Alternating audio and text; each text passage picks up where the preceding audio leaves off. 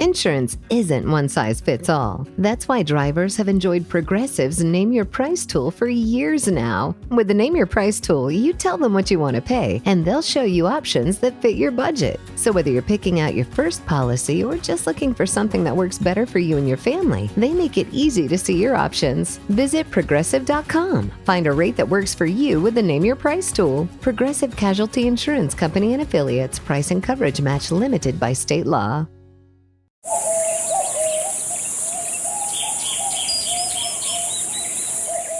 As a chef, I know flavor doesn't begin in the kitchen. It begins on the land. And West Home's nature-led Australian Wagyu is a story written in the landscape of Northern Australia. Cooking is storytelling, and West Home Wagyu carries a story of Northern Australia itself. Raw, powerful, and deeply authentic. It's a testament to the passion and care raised in the rhythm of Northern Australia. I'm Chef Maylin from 88 Club in Los Angeles, and I invite you to visit westhome.com/Maylin to learn more and taste a story only West Home nature-led Australian Wagyu can tell. That's WESTHOLME.com/MEILIN.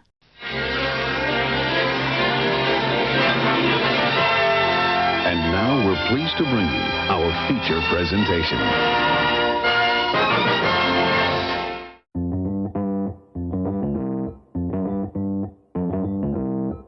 Live from Podcast Movement, it's the Stacking Benjamin Show.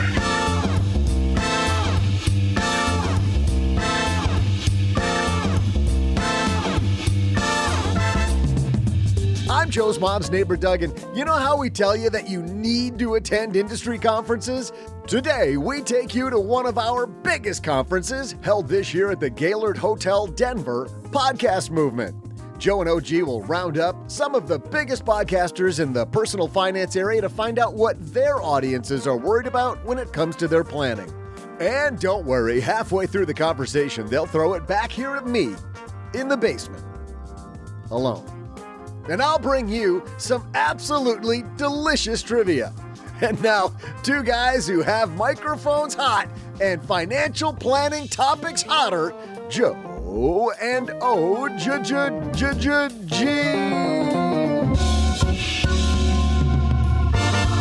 And thank you, Doug. Thanks for holding down the basement. I am Joe Saul-Sehy, Average Joe Money on, I always say Average Joe Money on Twitter. And now it's like Average Joe Money on X. On X. It's so. Is that the name of the company? I thought it was just a symbol. Yeah, it's just a symbol for the company. So the company's still named It's still Twitter. named Twitter. There you go. Yes. Welcome to Name That Social Media Outlet Podcast. I'm Joe Saul-Sehy. No, seriously, we're here at Podcast Movement. You can hear the background noise, the hum, all the fun. And let's introduce who's with us. Piped it in. First of all, the guy sitting to my right. He's here, Mr. OG. You're never here when we're live from these things. Well, I'm never invited. Of course. That's right. Yes. That always happen on days that I can't be here. But I'm here now. But you are here now. Yeah. And I have goosebumps. And another reason I have goosebumps is sitting directly across from me from Afford Anything, Paula Pant is here. Goosebumps was one of my favorite book series when I was a kid. Do you remember the Goosebumps series by R.L. Stein? I do. Right. But there's an age difference right there, Paula. Because I think when I was a kid, those weren't written yet. It's like, those are the ones you bought for your kids. Right. That's why you remember them. Welcome to the OK Boomer podcast. And I'm super happy she's with us.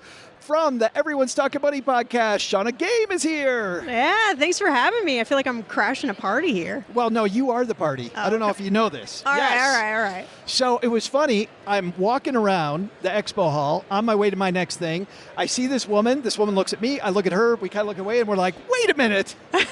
We've never met in person. We have never met in person. And I feel like I've known you forever. Well, I've known of you forever, but really only known you for like the last couple of years. Yeah, in person you get the height differences, you get the you do. You get the mannerisms, you get all the things. Yeah. Yes, I'm way better in person, right? Of course. You're way better. I was going to say that 1,000%. That's perfect. Yeah. You know what is way better to do in person? What? Listen to this. In business, there is no room for guesswork. Every shipment matters. Every deadline counts.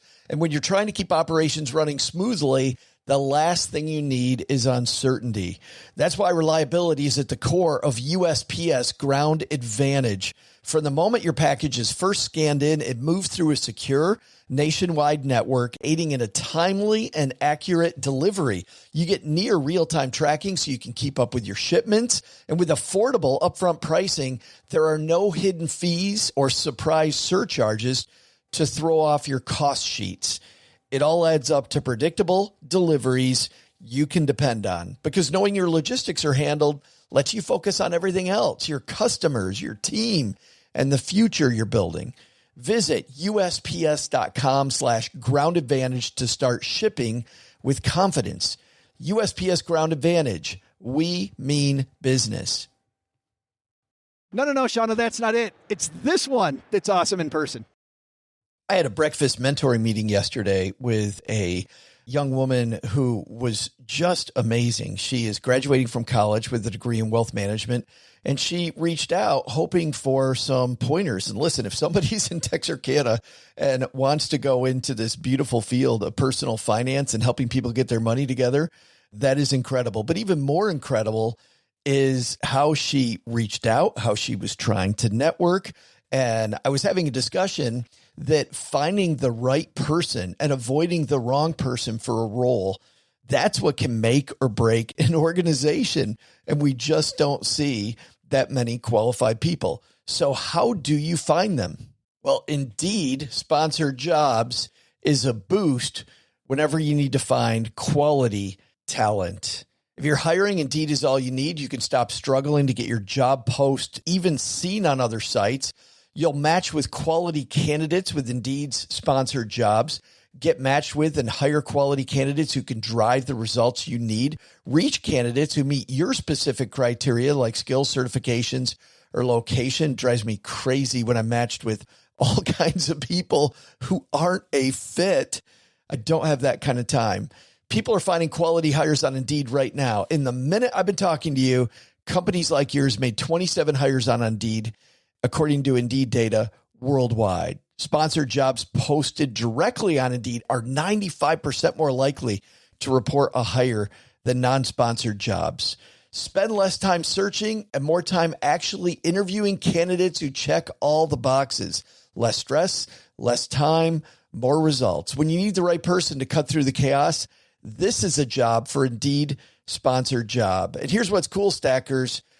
You're going to get $75 in sponsored job credit to help get your job the premium status it deserves at Indeed.com/podcast. Just go to Indeed.com/podcast right now and support Stacking Benjamins by saying you heard about Indeed right here at Stacking Benjamins. Indeed.com/podcast. Terms and conditions apply. Hiring, do it the right way with Indeed. All right, we've got Shannah here. We got Paula here. We got OG. Let's get moving.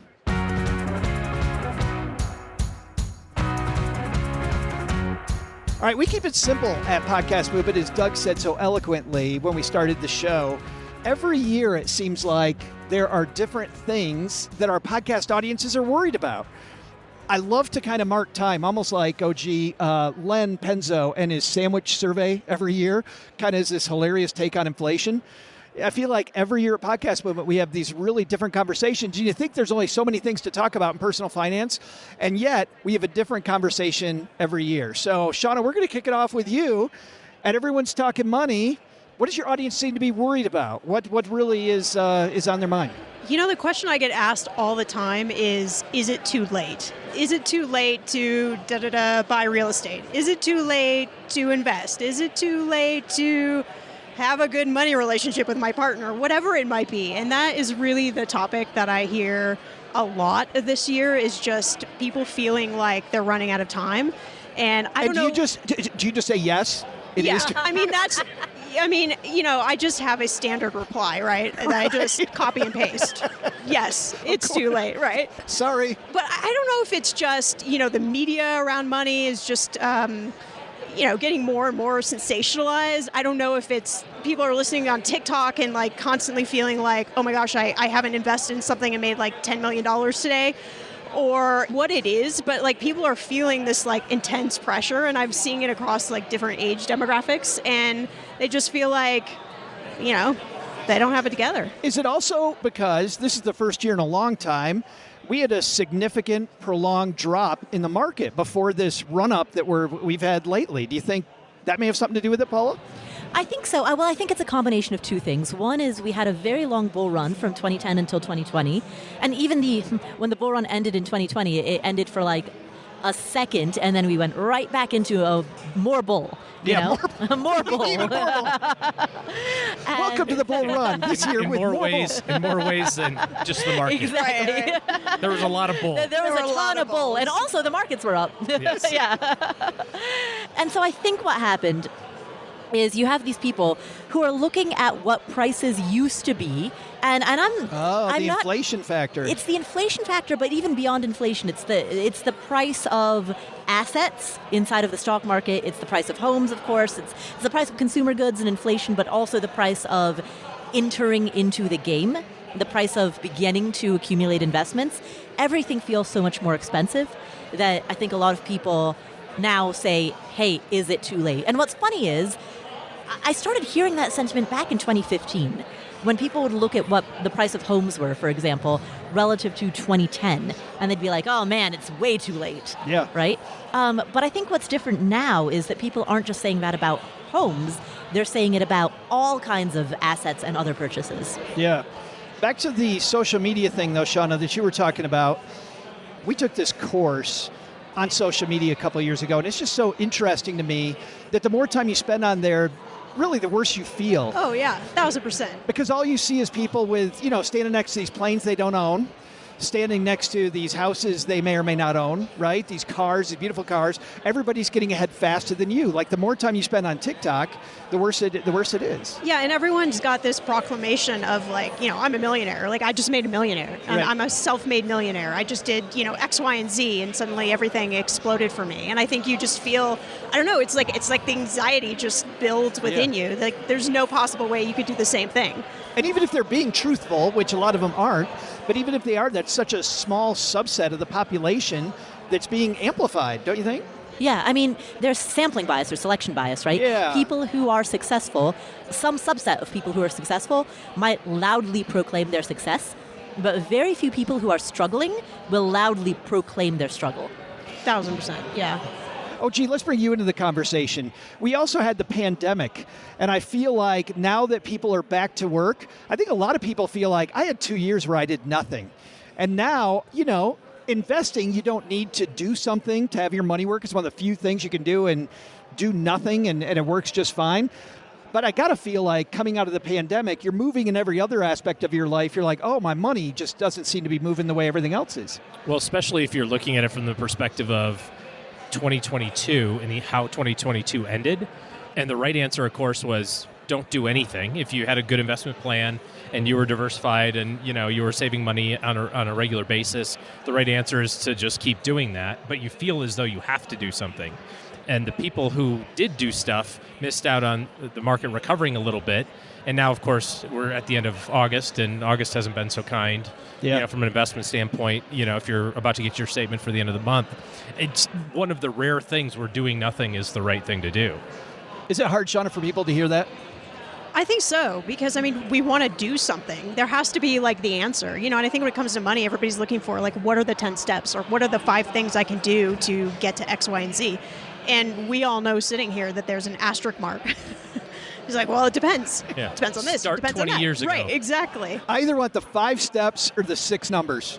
Right. Yeah. One or the other. Exactly. Or the right horse. Yeah. And the problem is that we don't appreciate how much compounding really works. And we've talked about this recently, but Warren Buffett, $1 jillion, I don't know what his net worth is now, 80 billion or some big number. Slightly more than ours. Combined, just a little more.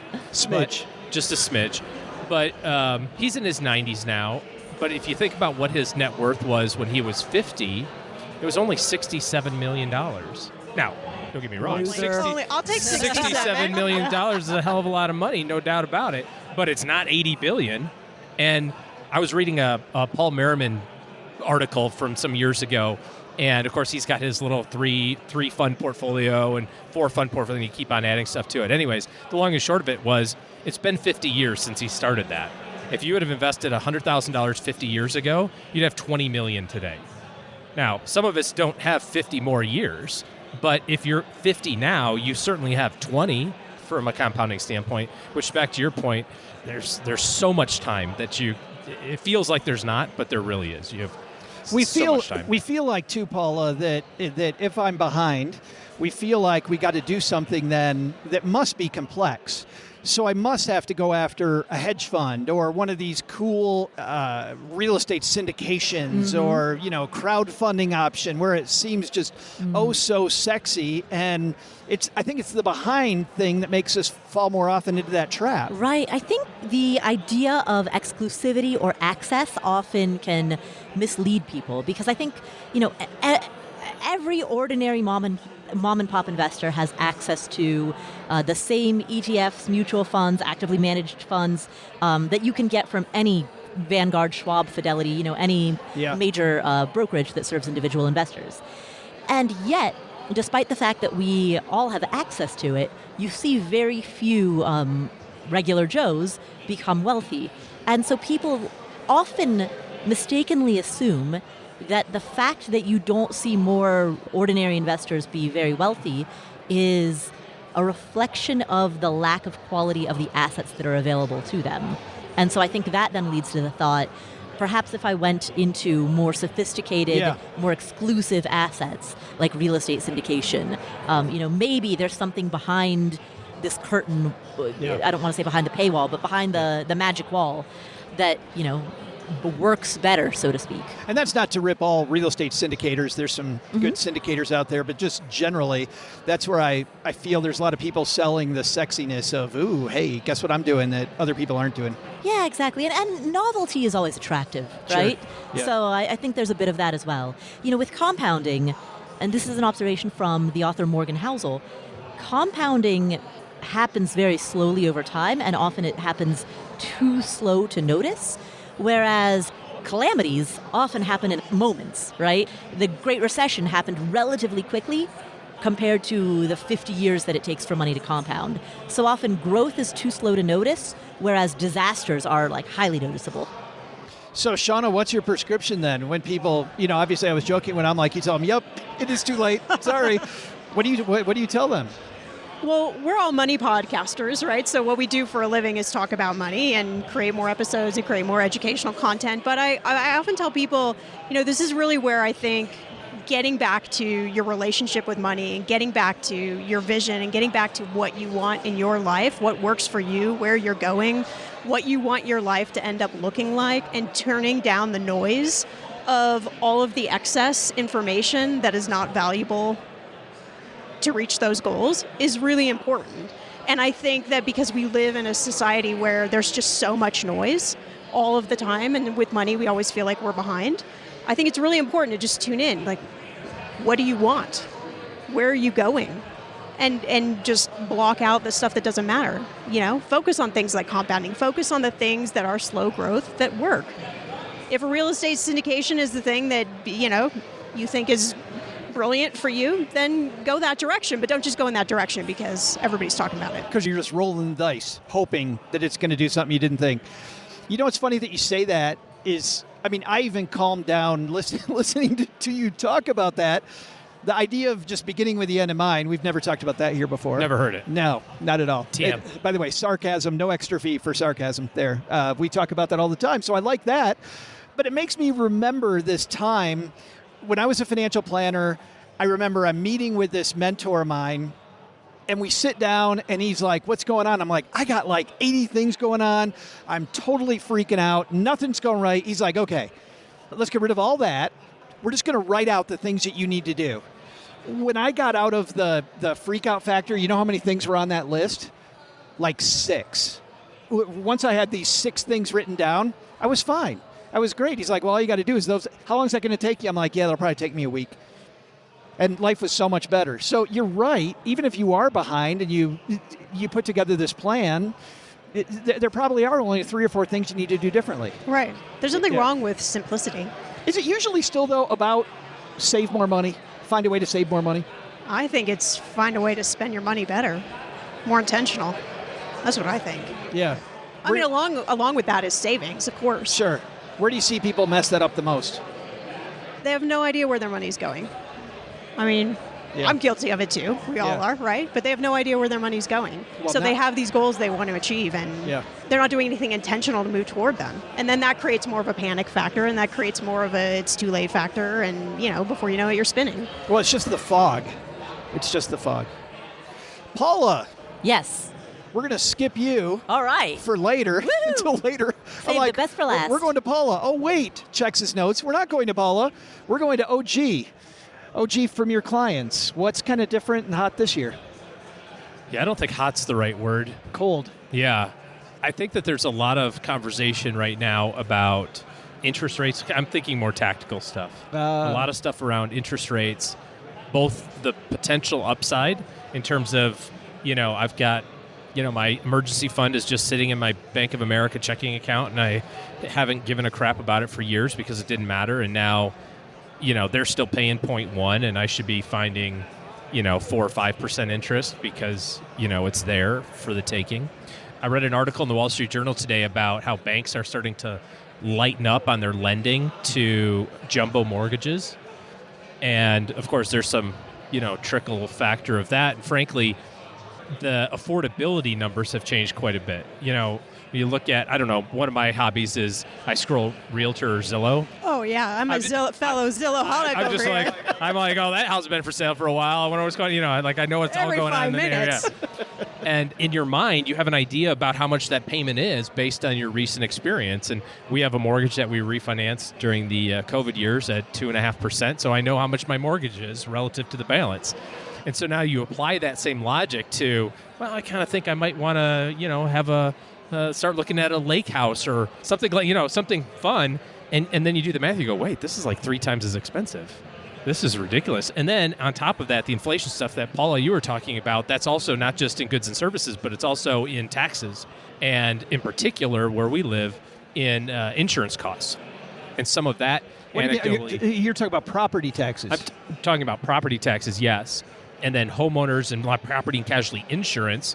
And we've heard kind of stories across the country. I live in Texas, so we've had a lot of issues in Texas. But Florida, California, big major carriers that are going, we can't stay in business in this state anymore because the state won't let us raise rates enough, which is, okay, right? I'm glad that there's some sort of supervision over the profitability of insurance companies. But then when we have these big giant calamities that are billion-dollar events, and then State Farm says we can't do business with you anymore, that just drives everybody. So there's all these other. It's not just milk and eggs that's going up. It's the other things, other dominoes. So I think there's a lot of that that's kind of weighing on people's minds, and the default answer to it up until recently has been, well, I'll just put it on my charge card. And now we're starting to see the kind of final, I don't want to say the final straw because it sounds very Pollyanna, but the next piece of that, which is consumer debt rising quite a bit, some defaults in car loans, some of that starting to happen. So I think people are recognizing that all the fun-free money that was around during COVID and the ease back to having to go back to work and the costs associated with, getting in your car and driving your butt across town and getting work clothes. You can't just wear Lulus anymore to work.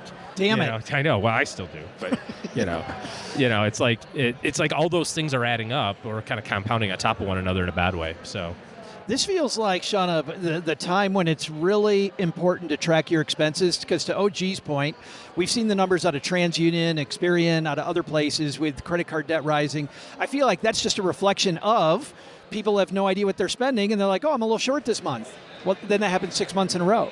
Yeah, 1,000%. I mean, you can always make the case for that, and I think what you're saying too, like, it feels like a lot of factors are coming together all at once, and with student loans being, restarted here soon. Didn't even put that one on my radar. Oh, yeah. Yeah, so, I mean, it's like, we've forgotten about student loans for a couple of years, and then all of a sudden that payment comes back, and we can't even afford the lifestyle that we've adjusted to even the last couple of years. It's a lot.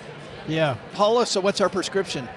What's the solution to all of this? Just solve this problem. Solve our problems. Solve the problem for Paula, us. could you go talk to the Fed for us, please? Well, so I think the good news is that we have record low unemployment. And that means that a couple of things. Number one, it means that people have a greater ability to switch jobs and often can negotiate for a higher salary when changing jobs. A lot of times the biggest boosts to a person's income happens at the time that that person switches from job A to job B, right, and gets a much higher offer at job B.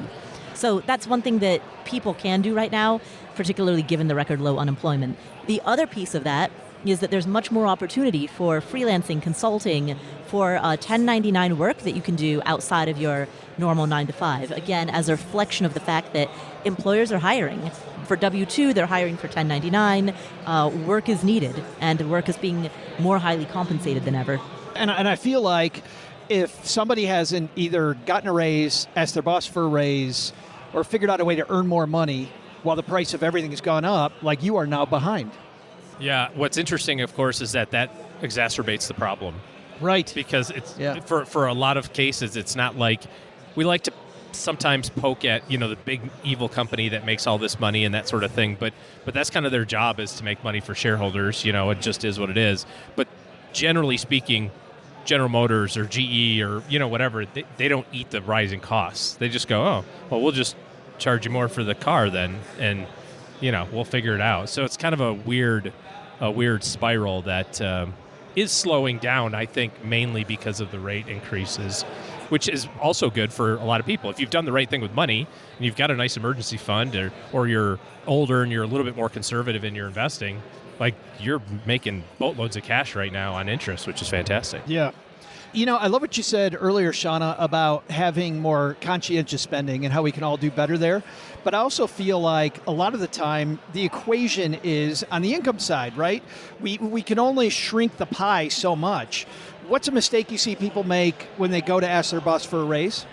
You undervalue your skills. And I think the other thing is obviously knowing your worth, but also telling the company what you're going to give them for this raise. So it's constantly showing them the value that you're going to provide for the extra amount of money. I think people just kind of go in and think, well, okay, I'm just going to ask for an extra $50,000 or whatever the amount is, without any reasoning behind. I like how you go for the small raise, by the way. I'm just going to walk in and ask for 50 more. Yeah, it just felt like a really good round number, right? Yeah. It felt like, why not, right? Yeah. But yeah, like constantly showing what you're going to do for the company, how you're going to help the company grow, how you're going to, whatever it might be for the company, but constantly showing your worth to them, but then also not being afraid to, ask for the big money. Let's not give Doug any ideas. No. No. Paula? Well, I'd say the more that you can quantify the results that you have already done for your company, the better. So if you can go in there and say, hey... So not just saying what you're going to do and what you're worth, but also, here's what I've done already. Yeah, here's what I have done already. So in the past year, I drove revenues by X%, or in the past year, I drove engagement by Y%. The more that you can document what you have done and demonstrate that, the better. OG? Yeah, I can't add anything besides what they've said. I mean, I think the biggest thing is not asking. Agreed. Really, it's just it's easier to not have conflict. It's easier to just sit there and go, well, this sucks because I'm not getting any extra, I'm not getting the money I deserve, as opposed to just having that conversation with the person who can actually do something about it. And because it costs so much money to hire and train and recruit new people, there's a really good chance that you'll get a lot of what you asked for. Maybe not $50K, but hey, you never know, right? Swing for the fences, man. Right. Just be like, it's just a small $50,000 raise. I saw this, Shannah, to your point, one of my favorite quotes is from this book, which is like wisdom of 9-year-olds. And my favorite piece of advice came from this girl, Melissa. And she said, if you want a kitty, ask your mom for a horse. So there you go. There you go. That's exactly what. So you start with 50 and go down. Study after study, OG, shows exactly what you said, that your boss wants to give you a raise. They have, because of other things going on, they haven't thought about it. It's not the priority for them to give you more money, and you haven't asked. Yeah, so, I don't know that they want to. Well, they will give you more money. They would. They will give you more money. If asked. Let's talk about this. We were talking about interest rates going up. So we have the Stacking Deed show, and we're talking about being a real estate investor. And there is this phrase that I feel like means one thing if you're a real estate investor, means something different if it's your primary residence, which is when we're talking about rates on mortgages, and Paul, I'm going to turn to you to see if this is a dichotomy like I think it might be, which is marry the mortgage, rent the rate, marry the house, date the rate, date the rate. In other words, if you're going to go ahead and make a real estate investment, realize these rates will change, and I can renegotiate that later. Right. Makes sense to me, by the way, from a real estate investor standpoint, right? Because I'm looking at changing these rates anyway and looking at the value of the portfolio. But do I buy that if it's my primary residence? Yeah, absolutely, because you can refinance any mortgage. You think it still is the same? Yeah, absolutely. And what's wonderful about it is that necessarily you are going to be buying the property that you qualify to buy. Because rates are high right now, you're going to qualify to buy less property or less expensive property. So if it's your primary residence, you buy a cheaper property, you move into it, and assuming that you don't trade up later, assuming that you really take this adage seriously, you marry the property, date the rate. So in the future, if rates decrease, you stay in the same property, which is a cheaper property than what you otherwise would have purchased in the year 2020 or 2021, and yet you refinance the rate into a lower rate, and boom, now your housing payments are substantially lower than they were, and actually very doable, very affordable. Or you keep them the same and pay down the place faster. Yes, you could do that as well. Yeah. Ochi, are you on that train? Well, I was thinking about it from a real estate investing standpoint. If you're in commercial real estate, you probably only have a 5-year rate anyway. You're kind of more used to the fact that that's going to change over time. I'm also thinking about it in the perspective of kind of longer-term time horizons. Our first mortgage was at 6%.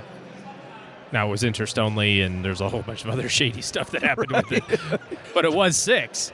And then our second mortgage was at 4. And I was like, oh, my gosh, what idiots gave us money for 30 years at 4%. And then some idiot gave me, a whole bunch of money at 2.5% for 15 years. And I was like, I should have took as much as I could get at that time. But my concern with the date marry concept is that very few people actually do stay in the house for the long time, right?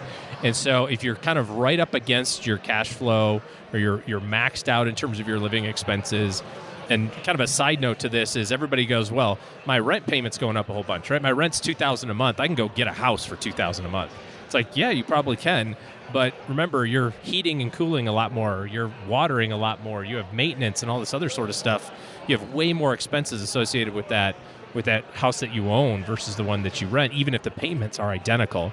But most people, I say, increase it. And so if you're used to that stress level of like, the bank let me borrow 42% of my income, or whatever the rate, the number is, and then the next time I get a pay raise, I go do the same thing again. Like Rich Dad Poor Dad's stories, right? Yeah. That's basically the Rich Dad Poor Dad. Well, the amortization table is not your friend. Oh, it's so bad. I mean, if you're not going to stay there long term, you think you got a 2.5% rate, you're paying huge interest. It's all interest in the first several years. Shannah, debt strategy now, I feel like, becomes more important than ever with interest rates higher. Yeah, absolutely. I mean, having a strategy, I think so many people who have debt and want to pay off debt, it's just they kind of throw money. I just got debt, no strategy. Yeah, in all different directions, and that's not actually a strategy. Coming back to the strategies that work and sticking with one. And again, I'm going to sort of like beat a drum here, I guess I should say, is it comes back to intentionality of your money and where your money's going and what direction do you want it to go? What are your goals? When Paula was just talking about, the mortgage strategy, it's okay if the interest rates come down and we have more money now than we were paying on our mortgage before. What are we doing with that excess amount of money? Where is that going? What directions are we funneling it in? And a lot of people don't do that. Let's say I've taken care of that. Now I have the end in mind. I have a fantastic interest rate on my house, but I have $40,000 of credit card debt. I have room on my mortgage. Do I refinance that mortgage and roll it into the house for the lower payment and overall aggregate, or is that a no-no?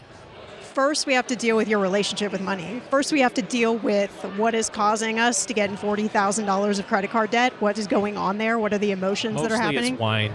It's mostly wine. It's mostly wine. For me, it's my dog. This wasn't about me. Never mind. Forget I said anything. I thought we proved that last night with OG and Paula. It was mostly about wine. Those are mostly martinis. Oh, espresso. Sorry, it's mostly espresso martinis. But anyway, Shannah, back to you. Yeah, so I mean, we have to deal with what is causing this to happen. Are we overspending? Are we, have some sort of anxiety and angst around money? And so when we get upset, we go out and spend more money than we have. Like, what is causing the factor of the $40,000 credit card debt? And until we fix that, we could roll it into our mortgage, sure, fine, right? But we're going to be back in credit card debt. Yeah, you only get to do that one time. I love that. So often we deal with leaves, right? And we never get to the root. And then we constantly are just doing this over and over and over again. And like, what do we? Well, to your point, you can't do that very many times. Yeah, I mean, it's especially now if you've got the cherry rate on your house. My goodness, that's a big swing to save a few bucks versus buckling down and going, what's really going on here, and how can I solve this in a different way? Coming up next, I alluded to this earlier. Paula Pant might have one of these too.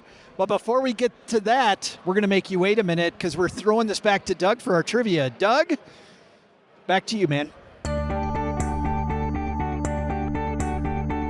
Hey there, stackers. I'm Joe's mom's neighbor, Doug, holding things down here in the basement, sitting here alone like some kind of putz. Nobody's here with me. Wait, there's nobody here. There's nobody here. Okay, let's get you right to today's trivia because I got drawers to pry open and refrigerators to unlock. When it comes to podcasting, there have been lots of success stories, but one story goes deeper than all of the others. While guys like Joe Rogan are pulling down bajillions of dollars, one podcaster is the guy most people acknowledge started it all. Maybe not by being the first podcaster, but a man who truly put it on the map way before Rogan. Who was it? Here's a hint. He's a guy you saw on television back in the 80s and 90s. I'll be back right after I figure out where Ma keeps her bolt cutters.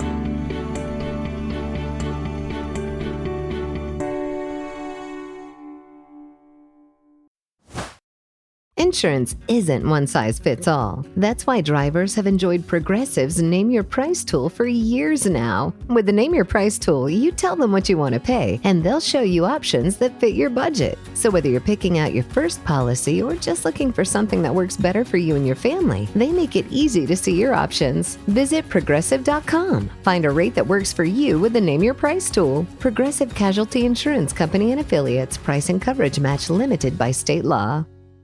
What would you do if your online store converted 36% more shoppers? You could take 36% more vacation. Another pina colada? Yes, please. Open a new retail location with 36% more square feet. Fantastic. Hire 36% more help. You're hired and you're hired. Shopify has the world's best converting checkout, up to 36% better than other e-commerce platforms. What you do with those extra sales is up to you. Switch to Shopify today at shopify.com/listen and get a $1 trial. Shopify.com/listen.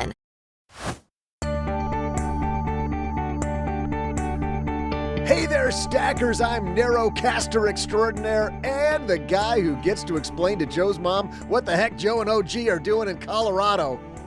No, Ma, for the third time, there's no red light district in Denver.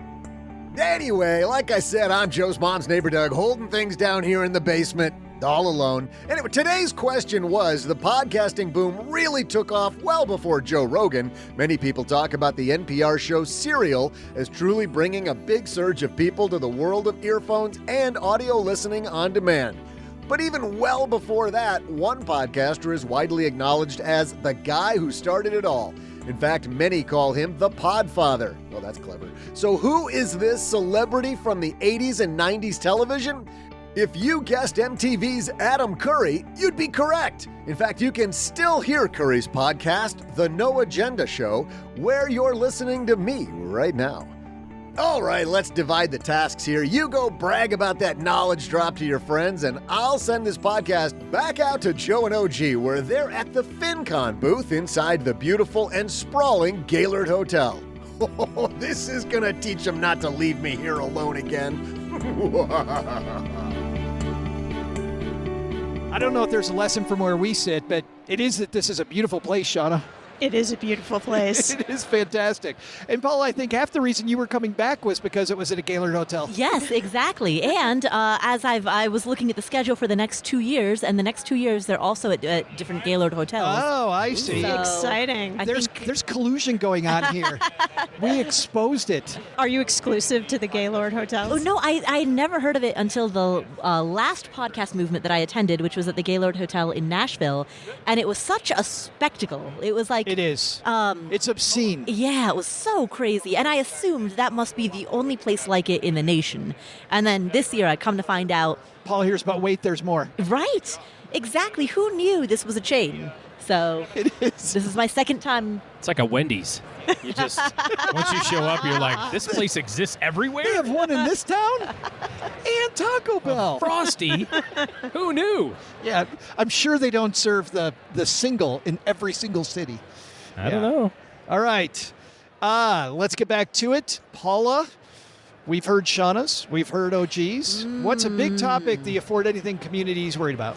On the Afford Anything podcast. I like how you go right into the announcer. promo mode. You could just get AI to be me. Well, when I buy shed carpeting... Well, Joe, I mean, you and I answer audience questions together, so you get to hear a lot of them. I do. And, I mean, my general impression, I haven't, run the questions through some type of AI, cloud mapping, right, to see which words stand out the most. Which clearly Shannah and OG did. But my overall impression is that the broad concern is things are more expensive, therefore my budget is tighter, and therefore I don't know how to prioritize between A or B or C, right? And A and B and C might be paying off student debt, saving for retirement, wanting to save for a down payment on a house. But I feel like a lot of people are just saying, hey, I used to have bigger margins, and those margins are getting smaller and smaller. My rent is increasing. My overall bills are increasing. My salary hasn't kept up with it yet. Given these tighter margins, I need to be making more clear-cut decisions. This, I think, Shannah, goes back to you and the clarity of the plan. Yeah, absolutely. And I think, what you're talking about, Paula, too, is what's leading people to ask me, is it too late? Yeah. Because they're feeling that pressure of there just isn't enough to go around. And how do I prioritize, how I pick and choose what I'm doing with my money? And that often leads people to just that paralysis of not doing anything. But I do like this question better. Like somebody listening and they think it's too late. It might be too late for everything. But not for anything. You can do anything. Right, just riffing off of somebody's theme there. But truly, you have choices. You do have choices, and I think you forget about it. Again, you get so clouded in the anxiety and the headlines and the confusion around, do I pick A, B, or C, or which one's better, which one goes first? And so I think it just... you just don't know what to do. Is this where, it's funny, we talked about exclusivity as an answer, OG, that people often have to feeling like they're behind or feeling like they don't know what to do with choices. It seems like this is where that creativity and exclusivity, like coming up with a better plan, spending more time in the planning phase, makes a lot of sense. I like looking backwards to find out solutions for the future. A lot of times when you look at where you are today and you're concerned about where you are, and you look back and go, well, wait a second. It's assuming that you're not 22 and just out of school or just starting your first job. If you've worked for a period of time, a couple of decades, there were times in your life when things were a lot more challenging and you made way less money than you do now, probably, and somehow you managed to make it work. Now, I understand things cost more and all that other sort of stuff for sure, but there's ways around it. And I think that at the end of the day, when you look at your financial plan, you have to recognize that everything counts. There's well, I can't. I mean, I have to do 10% of my 401k, right? It's like, no, you don't. Everything counts. Well, I have to have this insurance, or I have to have this, my kid has to go to this school, or we can't cut out baseball, or no, everything counts. If you're really that serious about it, to your point about being very intentional, Shannah, about saying this is where I really want to spend my money, you have to recognize that there's, nothing is off the table. You have to put everything on. And once you do it that way, then you can start putting the pieces back together, kind of the big rocks. And we stole some stuff from Stephen Covey before, so we'll steal it again. But you can put the big rocks in first, and then you find out that there's a little bit more there than you think generally. Speechless. I win. And scene. Yeah, it's like, what is status and what is show? Yeah. And what is what you really need? 100%. And those things get very clouded. I mean, it's Whole Foods versus Kroger. Some people are like, no, I shop at Whole Foods. I get it. I like that too, but you don't have to. There's other grocery stores. My kids don't like generic Cheerios. Well, I guess they'll be hungry. There are real people who are making those real choices. You're just choosing not to right now, which is okay. You don't have to. It's a choice in itself. But that's a choice, right? You're choosing to do that.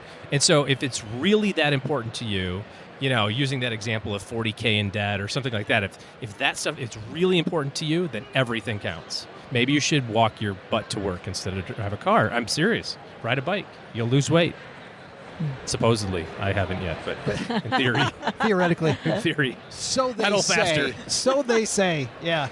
Paula, just hearing OG and Shannah talk about this, I think this is more than just managing money. This is about examining your habits. I mean, there's a lot of things that are unintentional habits that we have where we just grab the thing, Right. Speaking of the Cheerios, we just grab the thing and we do it. Like maybe there's a habit examination happening here. Right. I think it's two things. It's habits and it's also assumptions.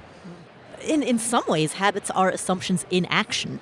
But under that habit, the habit of opening up the DoorDash app when it's Wednesday night, you haven't prepared anything for dinner. The habit of driving everywhere when you could be walking or riding a bike to at least a few places, right? Under all of that, there are certain assumptions about how you're quote unquote, supposed to be living.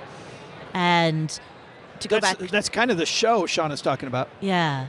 And to go back to OG's example of likely when you were 22 years old, you made a lot less and you still made it work.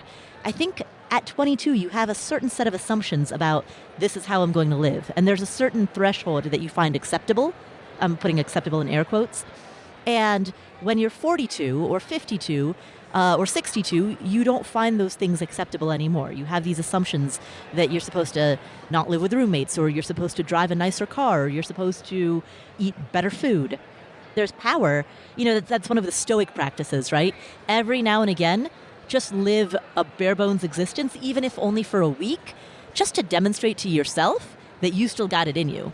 It's almost like intermittent fasting for your budget. Yeah. Just take a few days. Have you guys done that? Have you done any of the no spending challenges, Shannah? I have, yeah. I mean, it's incredible what you find of like, wow, there's a lot of excess here. I can eat that. Right, exactly. It's a game at our house called That Was in the Bottom of the Freezer. Let me just get off the little crystals that exist there. It'll be fine. It'll be fine. Just scrape off the mold. Right. Well, and that's the habit side, but some of the assumptions, guys, can be really big. Like I assume that I have to live in this house, right? I mean, sometimes it gets as big as that. Or I assume I have to have this job. That's another big one because that's how I earn money now. I remember talking to people about that when I was a financial planner and going, so why did you have to have this job? Like, oh, well, you know how hard it would be to go find a new job. And then 2 months later, they found new work and they're happier where they ended up. Everything counts. Everything counts. I think that's a great place to leave it. Everything counts. Yes. Bam. I got the place to leave it this time. Let's talk about what's happening where you guys all are. Thanks for hanging out with us here at Podcast Movement. By the way, just one thing, because we do talk, as Doug said so eloquently at the beginning of the podcast, we do talk about attending industry conferences and just how important that is for you. What's the thing you've gotten out of this so far, Paula? Whew. Don't do a drinking challenge with OG on night one. I think the value of conferences are the conversations, the face-to-face conversations that you have with the people there. The sessions, I mean, you can watch a recording of them later if you really want to, but the ability to sit down with someone and talk to them and see what ideas generate or just build the relationships that take you through your industry, I feel like that is the primary value at We have conference. talked about this a billion times, and I'm on the other side of that fence. Yeah? I will never watch the video. Yeah. I don't get nearly as much of it out in the video. You got to take me out of mom's basement, sit me in Denver, and I will actually then be in a space where I will make the changes that I need to make. I won't do it otherwise. Yeah, no, we're on opposite sides there. Yeah. But I also find, I mean, I know that at least in my own business, there's an implementation gap, right? I don't need more ideas necessarily. I have an implementation gap between the ideas that are in front of me and the execution of those ideas. And so that bridge is what needs to be crossed. Shannah, how about for you? Yeah, I agree. I'm kind of in both of your camps. I probably will not listen to the recording ones, but I do think there's a lot of value in the conversations, and specifically a conference like this where they aren't just money podcasters. Right. They're all different types of podcasters. So really hearing the different niches and the different strategies they use, I think it's just really interesting, and it goes back to this idea of storytelling and what we do, and how do you bring what you're talking about to life for a listener. It's so exciting. I get so excited every time I'm at this conference. OG? I can't add anything else besides the face-to-face stuff. I don't get to see Paula very often, so that's nice to see Paula. I see you way too often, so... You get to meet Shannah? Well, of course. And seeing people, I got to see PT and the John. That was... Was that exciting? It was awkward. It was, well... I didn't even know. It was weird. And then I heard my name, and I was like, So for people who that's don't weird. know who PT is, he's the founder of another conference, FinCon. And we're sitting at the FinCon booth, by the way. Thanks to FinCon for letting us sit here. And by the way, also thanks to Heil for the microphones. Steve Stewart's here, and his lovely wife. Yes. And Vicky is better half. better half, yeah, for sure. So all the swag's pretty cool. Technology stuff, like things to make your life easier. I think I'm a simplifier. So I look at things through the lens of how can I take this thing and make it easier, not only for us to do, but also for everybody to enjoy and experience. I come away from every conference with that. You come away with not a simplifier mindset. You are a multiplier mindset, 100 times out of 100. You're like, you come back with like 72 pages of notes. All right, guys, here's what we're doing. We're like, oh boy. Maybe only That's why I'm here. Actually, that's why I'm here this year. Is to just You're trying to cross some things off the list. I'm like, no, we don't need to do any more sessions, bud. Let's go sit out by the patio and have a cigar or something. Like, oh, there's a session. Nah, we don't need to do that session. You don't have to mainline all of it, Joe. It's You fine. can do the recordings. Yeah. So this is coming out a few days before Labor Day, so we got a nice Labor Day holiday for a few days. It's hard to believe the kids have been in school for a month already, so a well-earned break, and maybe a break from the bajillion degree temperature in Texas. I don't know. Well, if Sean, our guest of honor, go last. So, Paula, what's going on at Afford Anything? On the Afford Anything podcast. Wow, where have we heard that before? As I mentioned earlier, Joe, you and I answer questions that come from our community. So We're about to record one of those. Yeah, we're about to record one live. Well, not live. It'll be pre-recorded, but Ish. Yeah, live in front of the people who are here right now. That's right. Today's topic, which is what are people concerned about right now, that's what you can hear on the Afford Anything podcast. Real voicemails from real people who have real questions. And, you listen to enough of those and you get a good sense of what money concerns are on people's mind today. And that's where Finer Podcast. Only the finest. Yes. Finer. Check us out on Spotify, on Apple Podcasts. Finer Podcasts like Everyone's Talking Money. Yeah, all right. Super happy we got to meet in person. Finally. Finally. I know, right? What's going on at Everyone's Talking Money? We just passed 1,000 episodes, so we had a little rah-rah celebration. Kind of feels weird to say 1,000 episodes, but yeah, we're tackling a lot of these topics that we talked about today. I mean, I love talking about intention, relationship with money, how to deal with anxiety, like all that fun stuff. So, we do that, but we cover all the current stuff too. Obviously, we're talking about interest rates, and we're talking about is it too late? All these topics. So, yeah. Come on over. It's fun to follow you on Instagram talking about that stuff as well. Yeah, I don't know. I still have a little bit of a love-hate relationship with Instagram, but I think we all do, except maybe Paula. I love Instagram. Paula looks like she's having fun on Instagram. I need to borrow some of your enthusiasm. Your good juju, yeah. Yeah. All right. Thank you to Shannah. Thanks to Paula. Thanks to you, OG. Doug, back to you, man. What should we have learned today? So, what should we have learned today? First, take some advice from our panel. While the topics change every year we do this live show, the message is the same. Planning ahead so you don't have to worry later is 99% of the time your biggest, most reliable key to success. Second, Keeping up with current events, even on a peripheral level, can help you ask smarter questions. So keeping the pulse, yeah, that'll make your plan better as long as you focus on the roots of a problem and not the branches. But the big lesson? There are some drawers in life you don't want to open. No, that's not a metaphor for anything. I mean, seriously, just leave them locked. Hey, unrelated, know where I can find some good antibiotics without insurance? Thanks to our panelists for joining us today. You can find links to everyone in our show notes at stackingbenjamins.com. This show is the property of SB Podcasts, LLC, copyright 2023, and is created by Joe Saul-Sehy. Our producer is Karen Repine. This show was written by Lisa Curry, who's also the host of the Long Story Long podcast, with help from me, Joe, and Doc G from the Earn and Invest podcast. Kevin Bailey helps us take a deeper dive into all the topics covered on each episode in our newsletter called The 201. You'll find the 411 on all things money at The 201. Just visit stackingbenjamins.com/201. Wonder how beautiful we all are? Of course, you'll never know if you don't check out our YouTube version of this show, engineered by Tina Eichenberg. Then you'll see once and for all that I'm the best thing going for this podcast. Once we bottle up all this goodness, we ship it to our engineer, the amazing Steve Stewart. Steve helps the rest of our team sound nearly as good as I do right now. Want to chat with friends about the show later? Mom's friend Gertrude and Kate Youngkin are our social media coordinators, and Gertrude is the room mother in our Facebook group called The Basement. Say hello when you see us posting online. To join all the basement fun with other stackers, type stackingbenjamins.com/basement. Not only should you not take advice from these nerds, don't take advice from people you don't know. This show is for entertainment purposes only. Before making any financial decisions, speak with a real financial advisor. I'm Joe's mom's neighbor, Doug, and we'll see you next time back here at the Stacking Benjamin Show.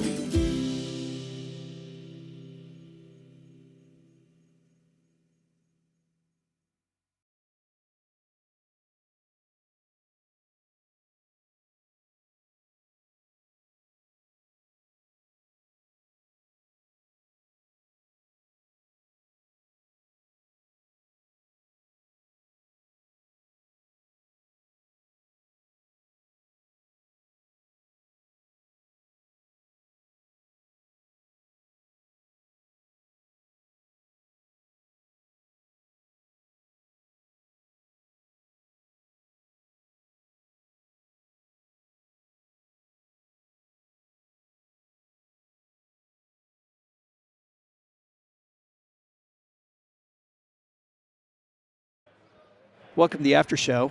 If you're new to this part of the show, this part doesn't exist. What happens here stays here. We don't talk about the after show. If you have, every once in a while somebody has to talk about it, and so I don't know why they have to talk about it, but we call it dessert. But for dessert today, I thought I'd tell you guys a story about how we got here. Because for new listeners to Stacking Benjamins, you may not know that OG, because of a lot of the business stuff that he has a plane. And so OG flew us Boy, are my arms tired. from Dallas all the way here. And it was cool. We stopped in a little town in Kansas, a little town called Liberal, Kansas. We're in the middle of nowhere. If you're from Liberal, Kansas, please reach out, because we could have had a meetup and we didn't do it. We could have, with the other 6 people that lived there. Oh, but I got to tell, what was cool about it, though. It's a little town. Nice little town. It was, and they had this wonderful barbecue place that I would have never gone to. Totally would have never. Well, when you go to these small towns and there's the people at the airport, you just go, hey, can I borrow a car? They usually have cars that you can use, and they're always generally like the old police cruisers or something like right, that. Right, yeah. And you go, what's good for lunch? And when the same restaurant comes out 3 times in a row, you go, okay, that's where I'm going. Yeah. I'm not going to. So we went to a barbecue place, Brick House Barbecue. I think that was it. Brick House Barbecue. Brickyard or yeah. I think Brick House. Had a salad. Getting there, It's pretty wild. As we take off in Dallas, for people who haven't done this before, one of these little planes, you're sitting with headphones on like we have right now, and you have a little comm system where we don't talk back and forth because there's a lot going on. OG is in big-time listen mode, talking back and forth with, first of all, the field that we take off from, then from the area, and then the wider Fort Worth tower that manages the big... He's getting these handoffs from place to place. But at some point, we're almost to Oklahoma, and it gets pretty quiet, and OG turns on some music, and we just kind of chat. And then it's like you're on cruise control, and it goes from really exciting to really... Very boring. Nothing. And so we're talking along, and then OG says, as we're getting ready to land, goes, "Let's talk." And not even, by the way, not even in a nice tone. Like, we're just going along, he goes, "Let's talk." And then he's banking, and then we're coming in, very flat field, no trees around, as you can imagine, and as we're on the prairie. And he slowly lands, and he gets close to the runway, and he lifts the front end of the plane just ever so gently, and we just barely touch down on the runway, and you don't even feel... I mean, it was just one of those beautiful, smooth landings. And I'm thinking to myself, that was like butter. And I'm just about to say that when OG turns to me and he goes, "That was just like butter." They're not all like that, though, right? They're not. No, that's my point. It's so rare. As soon as I know I did it, I'm like, woohoo, woohoo, go me. He was so proud of himself. And I wanted to give him a compliment. And yet he complimented himself so heartily that I just couldn't do it. That I'm like, yeah, it was okay. Whatever. All the times that I'm riding, private. You have a lot of experience in it. That's right. As you do. Yeah, it was okay. So we take off again, and this time, because it's now the afternoon and it was a hotter than hell day, it is bumpy as all get out. And so OG keeps going higher. And by the way, how bad would this scare you? Well, I can already answer. Oh, boy. Very scary. We're in a plane together, Shannah. Let's say we're in a plane together, and I reach over and I take out this little thing and I hook it up to my headphone, and I grab this little tube. It's got two little nostril things, and all of a sudden I put these things in my nostrils and you don't get one. I'm like, what the hell is this? He's like, "Oh, it's oxygen." I'm like, "What about me?" As he's going higher and higher. Apparently, you're dispensable. Yeah, I guess we learned that, right? Nighty-night, Joe. You talk too much. It's time to take a nap, buddy. Nighty-night. I'm like, this is... OG's like, so... Count backwards from 100 for me. I'm thinking to myself, this is how the show ends. This is finally I the show should ends. say, hey, it's just reach back there and grab it yourself. He did later. He's like, "If you really want some." I'm like, "No." I'm like, "Will I be okay?" He's like, "Yeah, you'll be okay." Wink, wink. And It's like anyway... 30 minutes at 10,000 feet. Yes. It's not. But it is super bouncy. We were bouncing around a lot. It is super bouncy. Levitated for a second. And we're talking along, and we're getting close to the runway, and all of a sudden OG goes, "Let's talk." And so I go into Joe shut up mode, and we turn, but this time it's a really bouncy turn, and then we are coming down. Of course, there's houses all around, and this is a much busier airport close to where we're at the conference here, and there's crosswinds. And right as we're getting ready to land, there's a crosswind from the left, and our front end veers hard left. And I see OG yank it back to the right, and then we veer hard right. Right at the last second, he evens it out. He sticks the landing, and I turned him to go, "That was effing incredible." And he looks at me and goes, "That was effing incredible." And all I could say then was, "If you don't say so yourself." I think it's noteworthy that the exact compliment that was on your mind, Joe, is precisely what he said. Where he's going. Simpatico. Right? We've been working together way too long. Yeah. I think. Yes. Shannah, how long have you been married? It'll be 10 years in November. You guys complete each other's sentences? We do. Although he'll say, "You don't know what I'm thinking." I'm like, "Yes, I do. But we can play this game." "All right, tell me what you were thinking." "Yep, that's exactly what I knew you were thinking, but all right." I like that from the guy's perspective, where they're like, no, really, tell me what you're thinking. And I'm like, no, you don't want to hear yes, I do want to hear what you're thinking. No, you don't. No, you don't. Because it's either absolutely nothing. I was really thinking about football. Exactly. I was wondering who's going to start for the Chargers at tight end. That is a very important thing, though. It could be. She's had we've been in the middle of a deep conversation. She's like, so what do you think? And I'm like, nope. She's like, what do you think? And I'm like, well, the Mariners had an 8-game winning streak. And if they catch up 3 more, and if I say that out loud, it's not good. So do you truly know what he's thinking? I do, but actually he's more of the talker in the relationship than me. Oh. Yeah, so he's more concerned about what I'm thinking because I only share in increments. Yeah, it's a thing. He, when we started dating, he had a list of 10 things that he wanted in a potential match. And I hit 9 out of 10. The last one was communication. So it's odd that I do this for a living, but, I think I use up all my words. So I was going to say, he had a list of 10. So does Shannah, but she's only shared 3 of hers so far. I can tell you've made 3 of them. Right. The other 7. I won't tell you what the other 7 are.